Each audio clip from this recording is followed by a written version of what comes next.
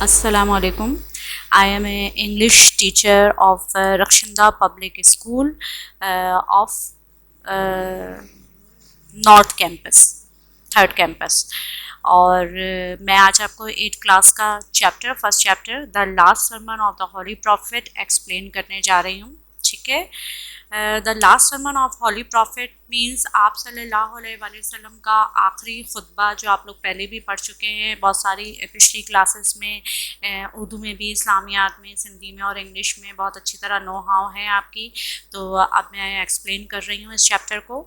Hazrat Muhammad, peace be upon him, the Prophet of Islam, was born in 571 AD at Makkah.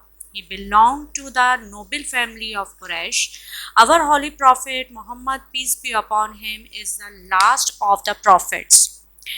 The Quraysh used to worship idols and did not believe in one God. Hazrat Muhammad, peace be upon him, asked the Quraysh not to worship their false gods. He told them that he was prophet of God and asked them to worship the one and the only true God. Most of them refused to accept Islam. They thought that by preaching Islam, he was against their gods and their ancestors. They opposed this new faith, and their bitter opposition caused the Prophet, peace be upon him, much agony and a lot of trouble. Their opposition to Islam became so fierce and terrible that he had to ask the believers to migrate to Medina. हज़रत Mohammad piece B upon him, यानी कि हमारे प्यारे नबी हज़रत मोहम्मद मुस्तफ़ा सल्लल्लाहु अलैहि वसल्लम अल्लाह के आखिरी नबी हैं, जो कि पैदा हुए 571 ईस्वी में मक्का में। और आपका ताल्लुक़ जो है कुरैश की एक बहुत ही इज़्ज़तदार घराने से था। आप सल्लल्लाहु अलैहि वसल्लम आखिरी नबी, तमाम नबियों में आखिरी नबी हैं। और जब वो आप दुनिया में तशरीफ़ लाए तो उस वक्त कुरैश के लोग जो है वो बुतों की पूजा करते थे और एक अल्लाह पर ईमान नहीं रखते थे। आपने कुरैश के लोगों से कहा कि गलत खुदाओं की इबादत ना करें और उन्हें बताया कि जो है वो अल्लाह के नबी हैं और उन्हें सिर्फ़ एक और सच्चे खुदा की इबादत करनी है।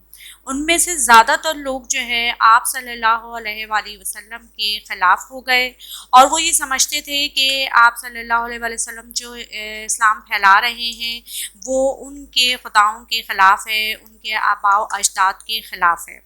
और वो इस तरह जो है वो आप सल्लल्लाहु अलैहि वसल्लम के सख्त दुश्मन बन गए और उनको तकलीफ़ें पहुंचाना शुरू कर दी। और जब वो उनको बड़ी तकलीफ़ें पहुंचाईं तो आप सल्लल्लाहु अलैहि वसल्लम ने अपने साथियों से मदीना की तरफ हिजरत के लिए कहा। इस तरह नेक्स्ट पैराग्राफ में आगे एक्सप्लेन हुआ है कि इन 622 AD the profit piece B upon him himself accompanied by his faithful friend हज़रत अबू बकर migrated to Medina. This event is known in history as a हिजरा।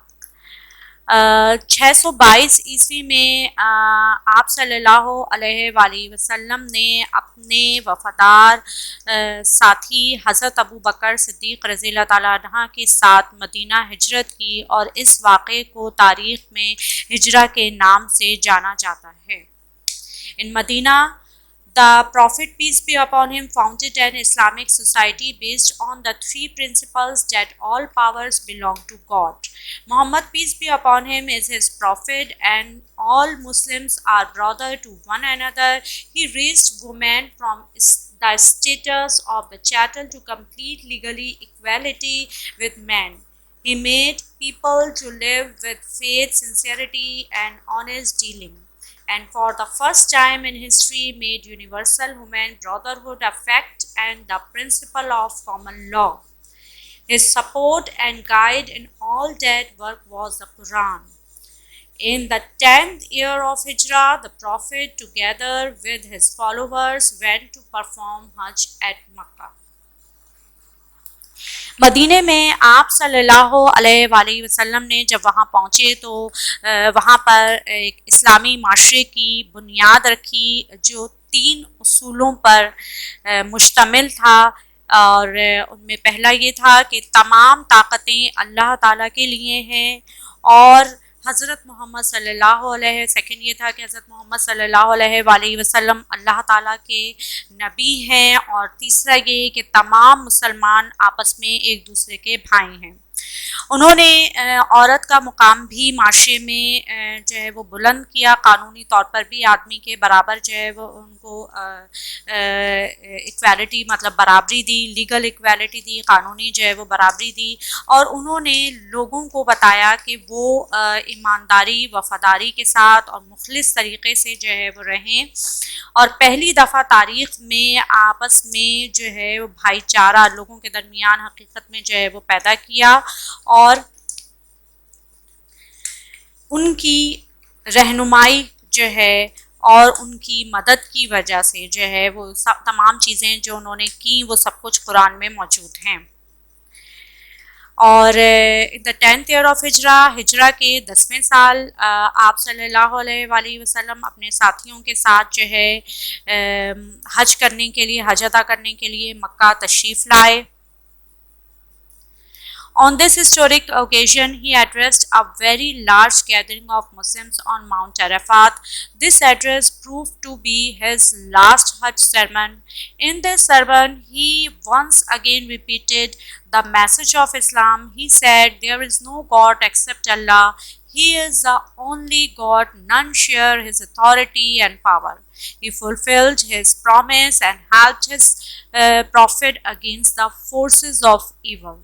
اس تاریخی موقع پر آپ صلی اللہ علیہ وآلہ وسلم نے خطبہ دیا ایک بہت بڑے اجتماع سے عرفات کی پہاڑی پر، اور اس خطاب میں انہوں نے جو ہے یہ خطاب جو تھا ان کا کیا تھا، یہ آخری جو ہے وہ خطاب ثابت ہوا ان کا، کیونکہ اس میں اس کو ہم حجۃ الوداع بھی کہتے ہیں، اور اس خطبے میں انہوں نے یہ بات دہرائی کہ اسلام کے پیغام کی بات دہرائی۔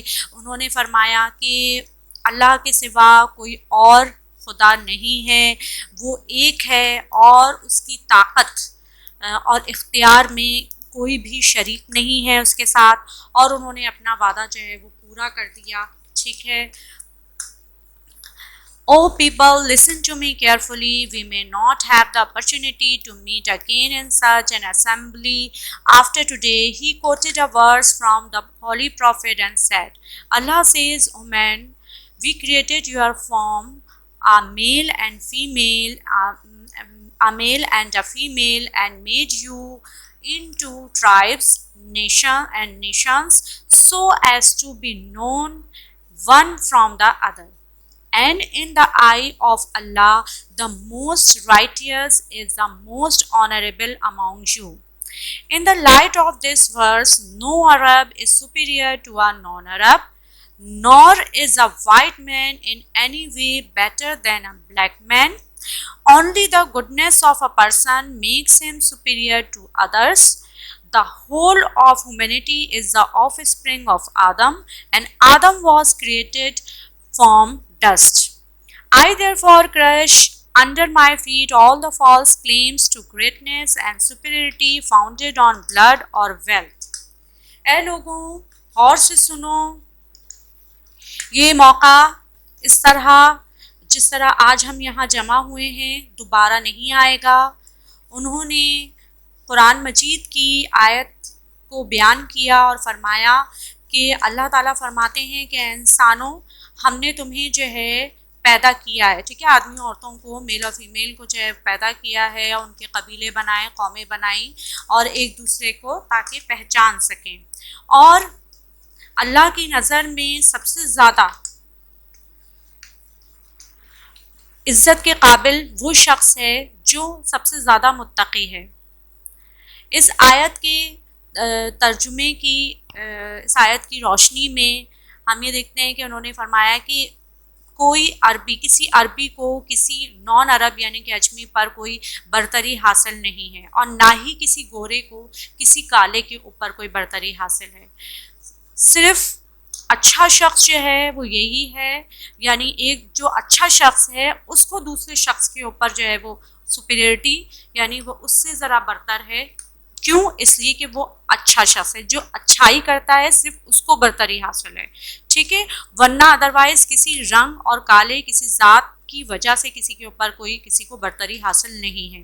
تمام انسانیت جو ہے وہ سب انسان کس کی اولادیں؟ حضرت آدم علیہ السلام کی اولادیں، اور حضرت آدم علیہ السلام کو مٹی سے پیدا کیا گیا تھا. آپ نے مزید فرمایا کہ میں آج تمام جتنے بھی خون کے، ذات پات کے، جتنے بھی بڑائی کے دعوے ہیں ان سب کو میں آج اپنے پیروں تلے کچلتا ہوں.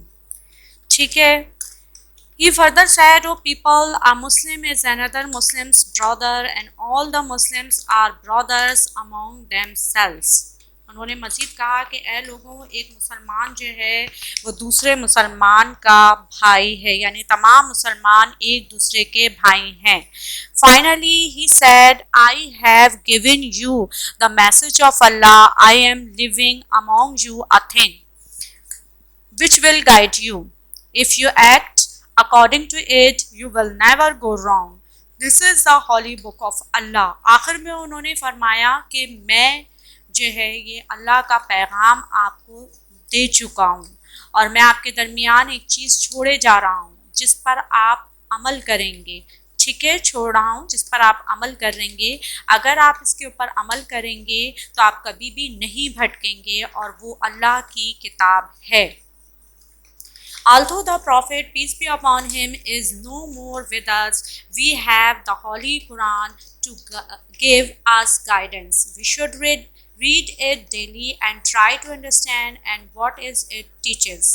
If we make a habit of acting according to its teaching, we will very soon achieve our former greatness in the world.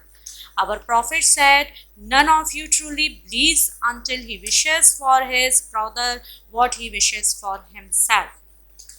اس کے بعد آپ صلی اللہ علیہ وآلہ وسلم اس خطبے کے بعد زیادہ عرصے ہمارے ساتھ نہیں رہ سکے، لیکن انہوں نے ہماری رہنمائی کے لیے کیا چھوڑ دیا ہے؟ قرآن شریف چھوڑ دیا ہے، اور جس کو ہمیں روزانہ پڑھنا چاہیے، اور اس کو جو بھی اس میں تعلیمات لکھی ہیں اس کو سمجھنے کی کوشش کرنی چاہیے، اور اس کو اپنی عادت بنا لینی چاہیے کہ اس کی تعلیمات پر ہم جو ہے عمل کریں.